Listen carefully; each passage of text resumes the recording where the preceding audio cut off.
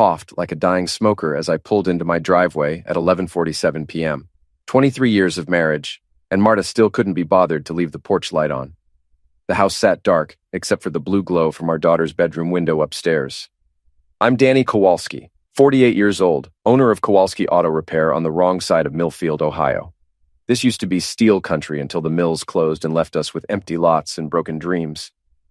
My hands are permanently stained with motor oil, my back aches from crawling under cars, and my wife treats me like I'm something she stepped in.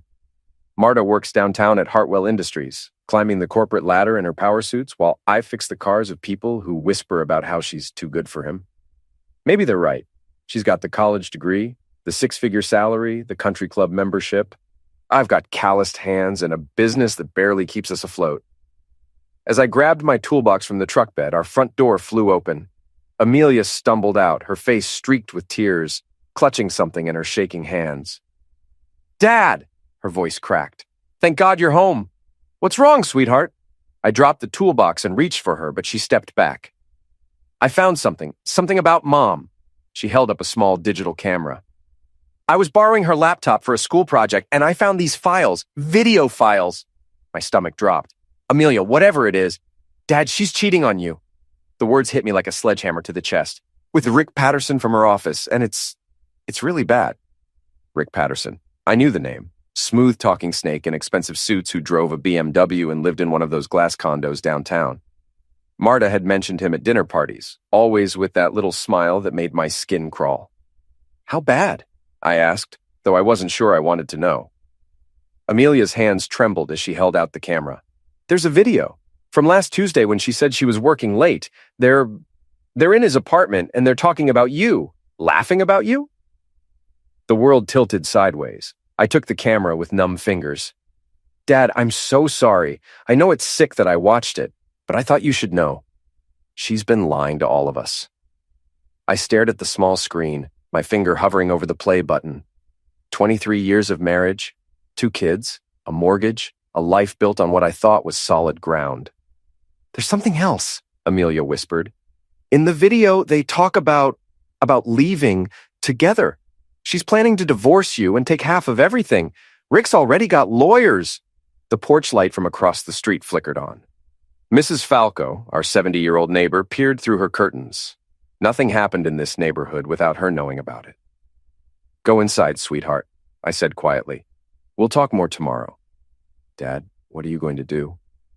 I looked at the dark windows of my house, at the woman sleeping peacefully upstairs while her whole family fell apart. I don't know yet. But I was lying. Deep down, in a place I'd kept locked away since my boxing days, I knew exactly what I was going to do. I sat in my garage until 3 a.m., staring at that camera screen. The video was worse than I'd imagined. Not just the physical betrayal, though, that was like swallowing broken glass. It was the words. "Danny's so pathetic," Marta's voice, breathless and cruel. "Still thinks he's some tough guy from the old neighborhood. Doesn't realize everyone laughs at him." Rick's laugh was worse. "How long until you dump the loser?" "Soon. My lawyer says I can get the house, half the business, alimony. Poor little mechanic won't know what hit him." They went on like that for 20 minutes, tearing apart everything I thought I was, everything I thought we had. The physical stuff was just the finale to their little hate fest about my life. I'd met Marta at a community college night class 25 years ago. She was studying business. I was trying to get my GED after dropping out to help support my sick mother. She was beautiful, ambitious, and for some reason, she saw something in me worth saving. Or so I thought. The garage door creaked as I finally went inside. The house felt different now, like a crime scene. Every family photo on the walls looked like evidence of a lie. 23 years of birthdays, anniversaries, vacations, all of it built on quicksand. I made coffee with hands that only shook a little. The sun was coming up, painting the kitchen in soft gold light. Marta would be down soon, getting ready for another day of playing the devoted wife before running off to her boyfriend. At 6:30, I heard her shower start. Same routine for 20 years. Shower, hair, makeup, coffee, kiss on the cheek. "Have a good day, honey." Except today, I knew it was all performance art. She came down at 7:15, looking perfect in a navy blue suit that probably cost more than I made in a week. Her blonde hair was pulled back in that severe style she'd adopted since her promotion. When did she stop looking like the girl I married and start looking like a stranger? "Morning," she said, not looking up from her phone. "Late night? Truck trouble." I watched her face for any sign of guilt, remorse, anything human. Nothing. She poured coffee into her travel mug. "I'll be late tonight. Big presentation tomorrow." "With Rick?" Her hand froze for just a second. "Among others, yes. Why?" "Just curious about your coworkers." She looked at me then, really looked, and I saw something flicker in her eyes. Calculation, like she was trying to figure out if I knew something. "Rick's very talented," she said carefully. "He's been a big help with the Morrison account. I'll bet he has. Well, give him my regards." Another flicker. "Of course." She kissed my cheek, same as always, and I smelled her expensive perfume mixed with the lingering scent of lies. The front door closed behind her with its familiar click, and I was alone with the truth. My phone buzzed, a text from my son Ross away at college. "Dad, Amelia called me. Are you okay?" At least my kids still cared. That was something. I texted back, "I'm fine, don't worry." But I wasn't fine. I was a man who just discovered his entire life was a joke, and everyone was laughing except me. Time to change that.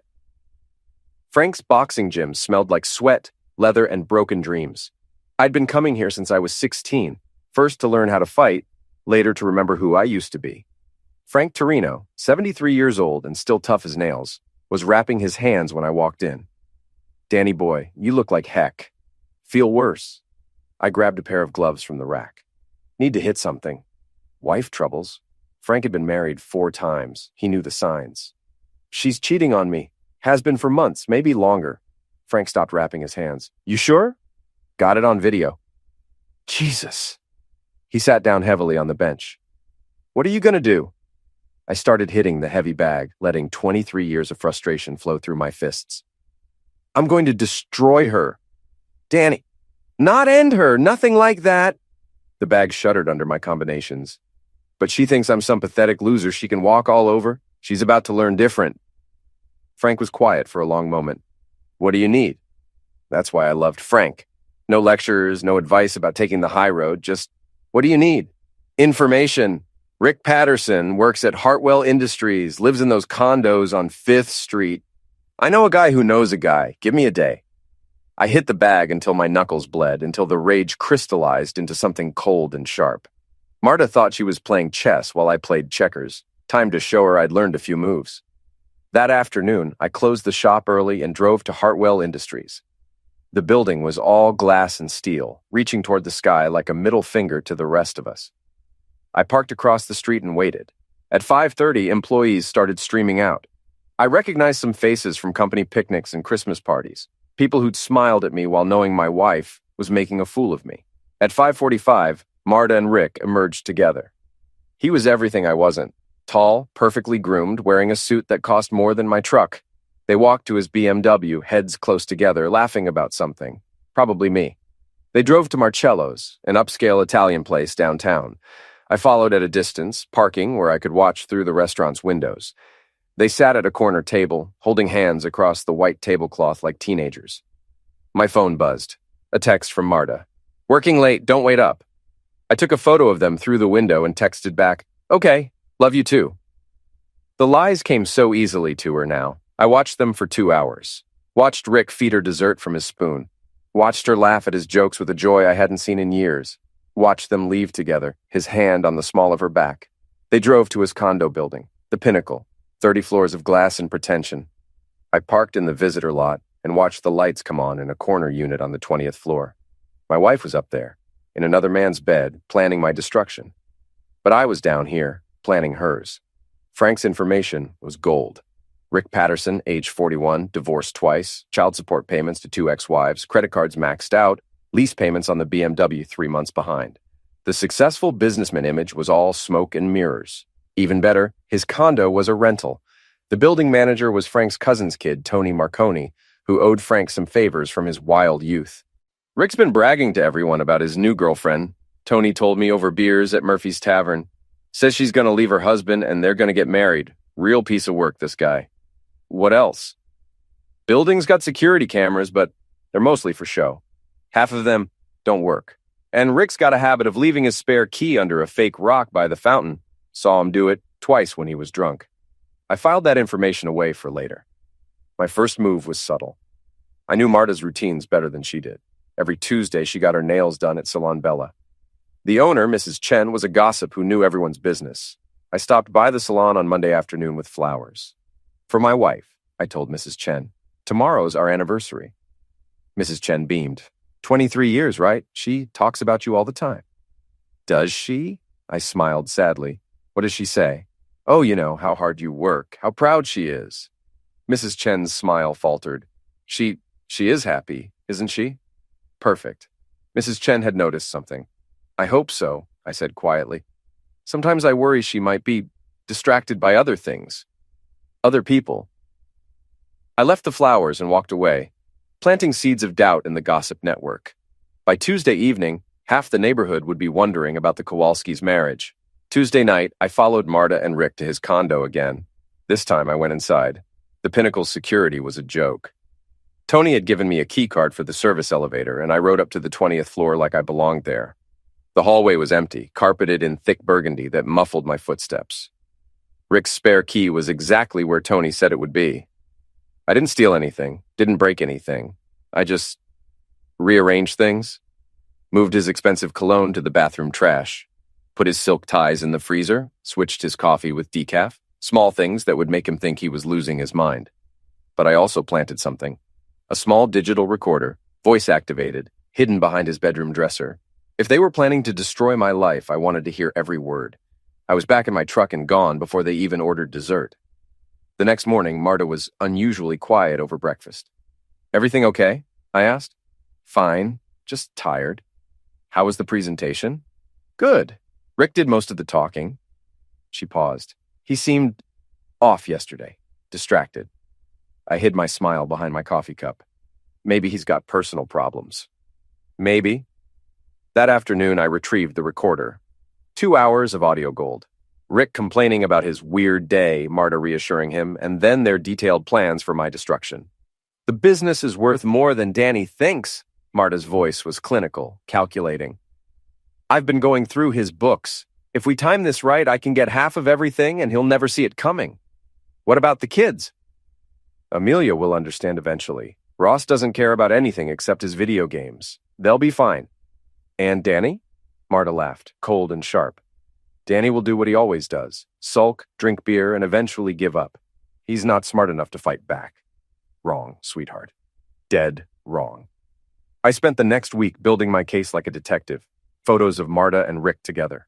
Credit card statements showing charges at hotels and restaurants during her working late nights.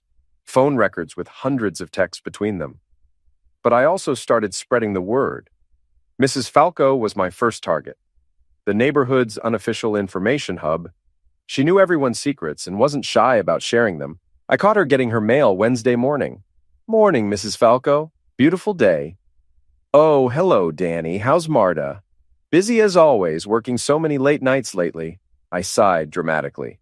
Sometimes I wonder if she's happy. Mrs. Falco's eyes lit up like Christmas morning. What do you mean? Nothing specific, just she's been different lately, distant. Always on her phone, always somewhere else. I shrugged. Probably just work stress.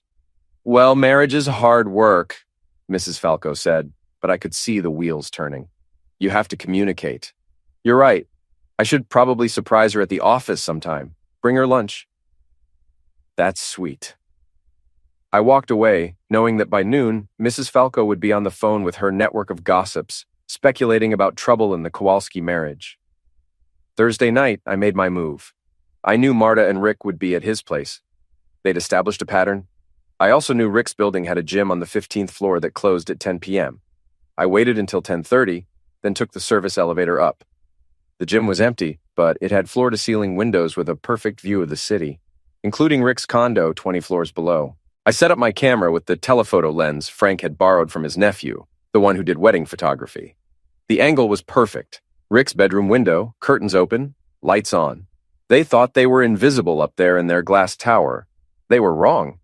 I got everything. Photos that would end Marta's corporate career and Rick's reputation. Nothing illegal, nothing I couldn't use, just evidence of what they really were. Friday morning, I printed the photos at 3 different locations around town, not to use yet, but to have ready when the time came. That afternoon, Rick called in sick to work. Food poisoning, Marta told me over dinner. Poor guy's been having the worst luck lately. That's terrible, I said, cutting my steak. Maybe he should see a doctor. Maybe. The recorder I'd planted in Rick's condo told a different story. He was paranoid, convinced someone was watching him, messing with his stuff. Marta was getting irritated with his paranoid delusions. Perfect. Let them turn on each other. Saturday morning, Amelia found me in the garage working on Mrs. Patterson's Buick. Dad, can we talk? I wiped my hands on a rag. What's on your mind? Mom's been asking me weird questions about you, about whether you've been acting strange lately. What kind of questions? Like whether you've been going through her stuff or asking me about her work or... Amelia's voice dropped to a whisper. She wanted to know if you'd said anything about Rick. My blood ran cold. What did you tell her? Nothing. I played dumb. But Dad, I think she knows that you know. I set down my wrench. How? I don't know. Maybe the way you've been looking at her. Or maybe Rick's paranoia is rubbing off on her, but she's suspicious. This changed everything. If Marta knew I was onto them, she might accelerate her timeline. Strike first before I could defend myself. Amelia, I need you to do something for me. What? I need you to act normal around your mother. Don't let her know we've talked about this. Can you do that? Dad, what are you planning? I looked at my daughter, 21 years old, caught in the middle of her parents' war. I'm planning to protect our family. By destroying Mom? By making sure she doesn't destroy us first. Amelia was quiet for a long moment. She really hurt you, didn't she? Yeah, sweetheart, she really did. Then do what you have to do. Just try not to become someone I don't recognize. Too late for that, I thought. The man who'd trusted blindly, who'd believed in love and loyalty and keeping your promises, that man was dead. What was left was something harder, smarter, and a lot less forgiving. Marta wanted to play games. Game on. Sunday dinner used to be sacred in our house. Family time, no phones, no work talk. Just the 4 of us around the table sharing our week. Now it felt like a hostage situation.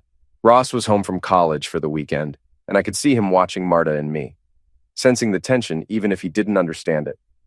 Amelia pushed food around her plate, avoiding eye contact with everyone. So, Marta said, cutting her chicken with surgical precision, Mrs. Chen mentioned you stopped by the salon. Brought you flowers for our anniversary. Our anniversary is in March. I know. I met her eyes across the table. I was thinking about how much our relationship has changed over the years. Something flickered in her expression. Changed how? Oh, we used to tell each other everything. Now it feels like we're living separate lives. Ross looked up from his phone. Are you guys getting divorced? The question hung in the air like smoke. Amelia went pale. Marta's fork stopped halfway to her mouth. Of course not, Marta said quickly. Your father's just being dramatic. Am I? I smiled, but there was no warmth in it. I feel like I don't even know you anymore, Marta. Like you're a stranger wearing my wife's face. Danny, do you remember when we first met? You were so honest then. So real. What happened to that woman? Marta set down her fork. I grew up. I got ambitious. Some people call that success. And some people call it selling your soul.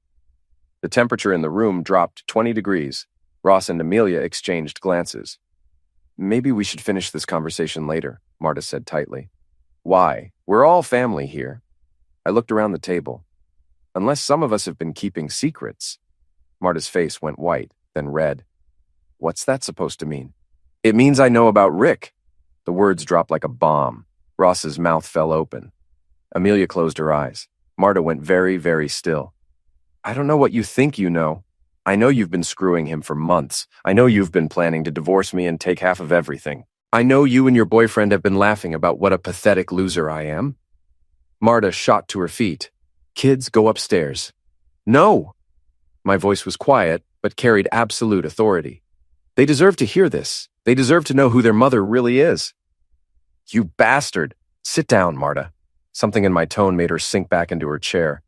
I reached into my jacket and pulled out a manila envelope. Photos, I said conversationally. Taken through Rick's bedroom window. Very artistic. You should see them.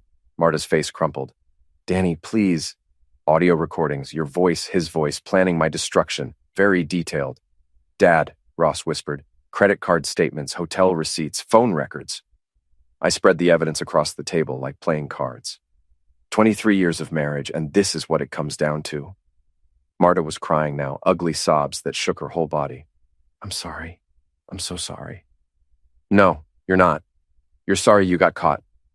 I stood up, looking down at the woman I'd loved for half my life. Here's what's going to happen.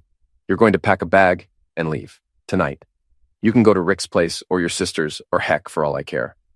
But you're not sleeping in my house anymore. This is my house too. Actually, it's not. The deed is in my name only. Remember? You were too busy with your career to deal with boring paperwork when we bought it. The look on her face was worth 23 years of lies. You can't do this, she whispered. Watch me. I turned to my kids. Ross, Amelia, I'm sorry you had to see this, but I won't apologize for defending our family. Ross nodded slowly. Dad, are you okay? I will be. Amelia was crying too, but she came around the table and hugged me. I'm proud of you. Marta looked at her daughter in shock. Amelia, no, Mom, just no. Amelia's voice was steel wrapped in velvet. You did this. You chose this. Don't try to make Dad the villain. I walked to the front door and held it open. Your bag, Marta, now. She stumbled upstairs, came down 10 minutes later with a suitcase and her dignity in tatters. At the door, she turned back.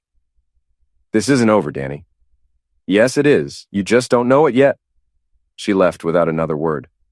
I closed the door and leaned against it, suddenly exhausted. Dad? Ross's voice was small. What happens now? I looked at my kids, my real family, the only family that mattered. Now we rebuild.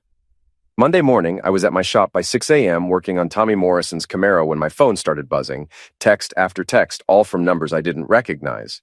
Is it true about your wife? Saw the photos. Sorry, man. Marta's a cheating hoe. You deserve better. I smiled grimly. Mrs. Falco's gossip network was more efficient than the internet. By 10 a.m., half the town knew. By noon, the other half had heard. Millfield was a small town, and scandal traveled faster than wildfire. My phone rang. Frank's voice was amused. Danny boy, what did you do? Just told the truth. Well, the truth's got legs. Rick Patterson called in sick again today. Word is he's getting death threats from some of your boxing buddies. I hadn't asked for that, but I wasn't complaining either. There's more, Frank continued. My cousin Tony says Rick's been making a lot of noise about moving out of his condo. Seems he doesn't feel safe there anymore. Shame. You want my advice? Strike while they're down. Don't give them time to regroup. Frank was right. Marta was smart, ambitious, and ruthless. If I gave her time to recover, she'd come back swinging. Time for phase 2. I drove to Hartwell Industries at lunchtime. The lobby was all marble and glass, designed to intimidate. The receptionist was a young blonde who looked like she'd stepped out of a magazine. I'm here to see Mr. Dorsey, I told her, about Marta Kowalski. James Dorsey was Hartwell's VP of Operations and Marta's direct supervisor, a straight-laced company man who valued reputation above all else. Do you have an appointment? Tell him it's about employee misconduct. He'll want to hear this. 10 minutes later, I was sitting across from Dorsey in his corner office. He was exactly what I'd expected. Silver hair, expensive suit, the kind of man who'd never worked with his hands. Mr. Kowalski, what can I do for you? I slid a manila envelope across his desk. My wife and Rick Patterson have been having an affair. These photos were taken in his condo. I thought you should know. Dorsey opened the envelope, looked at the first photo, and went pale. Jesus Christ. There's more. Audio recordings of them discussing confidential company information. Seems Rick's been sharing details about the Morrison account with my wife. That was a lie, but Dorsey didn't know that. Dorsey shuffled through the photos, looking sick. This is a disaster. I'm not looking for money or revenge, I said quietly. I just thought Hartwell Industries should know what kind of people they're employing. Of course, thank you for bringing this to my attention. Dorsey was already reaching for his phone. We'll handle this internally. I'm sure you will. I left Hartwell Industries knowing that by 5 p.m., both Marta and Rick would be unemployed. My phone rang as I drove home. Marta's voice was hysterical. You son of a witch! They fired me! They fired both of us! That's terrible! Maybe you should have thought about that before you decided to screw around. I'm going to sue you for everything you have. With what lawyer? You're unemployed, remember? And good luck finding another job in this town. The line went dead. I smiled and kept driving. That evening, I got a visit from Rick Patterson himself. He showed up at my front door at 8 p.m., looking like he hadn't slept in days. "We need to talk," he said. "No, we don't." I started to close the door, but he put his hand against it. "Please, 5 minutes." Against my better judgment, I let him in. He looked around my modest living room like he was seeing it for the first time. "Nice place," he said. "Cut the crap, Rick. What do you want?" "I want you to call off your dogs. I've got people threatening me, following me, vandalizing my car. This has gone too far." "I didn't ask anyone to do anything." "But you started it. Those photos, the recordings, you ruined our lives." I stared at him, this smooth-talking snake who'd helped destroy my marriage. "You ruined your own lives. I just made sure everyone knew about it. Look, I'm sorry, okay? I never meant for it to go this far. Marta and I, it just happened." Bees. Nothing just happens. You made choices, both of you. Rick ran his hands through his perfectly styled hair. "What do you want? Money? I'll pay you to make this stop." "I don't want your money." "Then what?" I stepped closer, and he instinctively backed up. 23 years of marriage had made me soft, but underneath, I was still the kid from the old neighborhood who'd learned to fight in Frank's gym. "I want you to disappear," I said quietly. "Leave town. Tonight. Don't come back." "I can't just—" "Sure you can. Pack your bags, get in your fancy car, and drive until you hit a place where nobody knows your name. Start over. Become a better man. And if I don't?" I smiled, and it wasn't a nice smile. "Then things get worse for you. Much worse." Rick stared at me for a long moment, then nodded. "You're not the man I thought you were." "No," I agreed. "I'm not." He left without another word. By morning, his condo was empty and his BMW was gone. One down, one to go. Marta lasted 3 more days before she came crawling back. I was in the garage, rebuilding an engine, when she pulled into the driveway in her silver Lexus. She'd been staying at her sister's place across town, but I could see the strain in her face, the cracks in her perfect facade. "Danny, we need to talk." "No, we don't. Please, I made a mistake." "You made a choice." I didn't look up from the engine block. "Multiple choices over several months. That's not a mistake, that's a pattern." She came closer, and I caught a whiff of her perfume.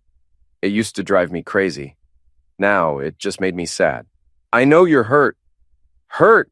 I finally looked at her. "Marta, hurt is when you forget our anniversary. Hurt is when you're too tired for closeness. What you did, that's betrayal. That's 23 years of marriage thrown away for a few months of excitement." "It wasn't like that." "Then what was it like? Explain it to me. Help me understand how the woman I loved, the mother of my children, turned into someone I don't even recognize." She was crying again, but this time it looked real. "I felt invisible, like I was just Danny's wife, not my own person. Rick made me feel special, important. I made you feel special for 23 years. No, you didn't. You made me feel safe. Comfortable, but not special." The words hit me like a physical blow. "So this is my fault?" "That's not what I'm saying." "It sounds like exactly what you're saying." I set down my wrench and really looked at her. Designer clothes, perfect makeup, manicured nails. When had she become this person? When had the girl I married turned into this stranger? "I want to come home," she said quietly. "This isn't your home anymore. Danny, please, I'll do anything. Counseling, therapy, whatever you want. What I want is my wife back. The real one. The woman who used to laugh at my stupid jokes and didn't care that I had grease under my fingernails. But she's gone, isn't she? Has been for years." Marta's face crumpled. "She's still here. I'm still here." "No, you're not. You're just wearing her face." I walked past her toward the house. At the door, I turned back. "The divorce papers will be ready next week. Don't contest them. Don't make this harder than it has to be." "What about the kids?" "What about them? They're adults. They can make their own choices about who they want in their lives."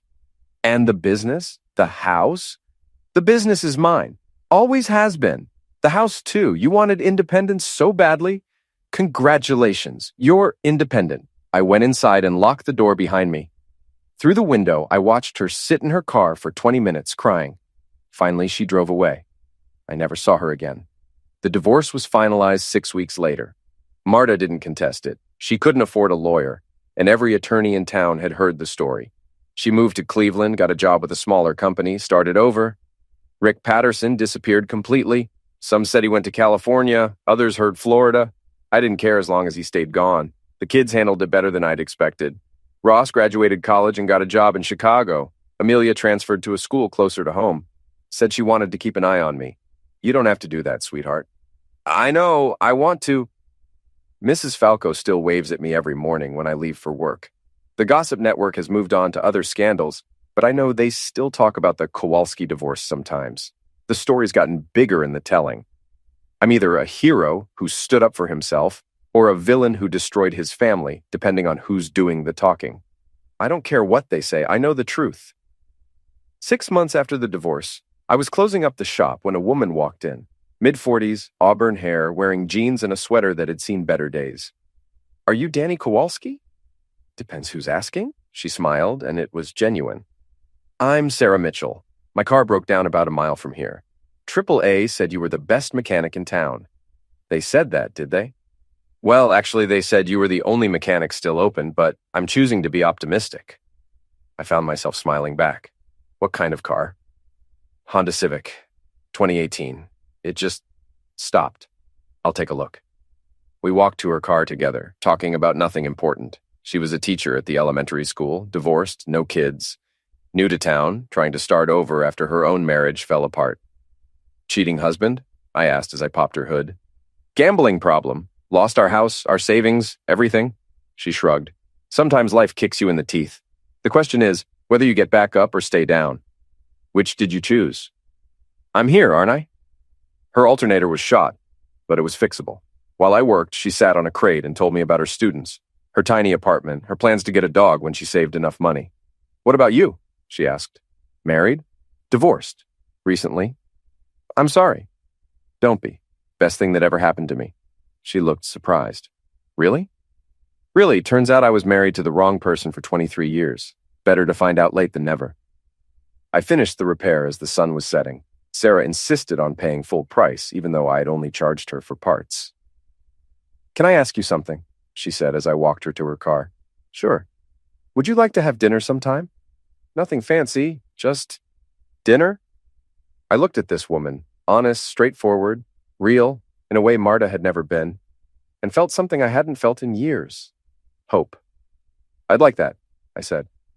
She smiled and drove away, and I stood in the gathering darkness thinking about second chances and new beginnings.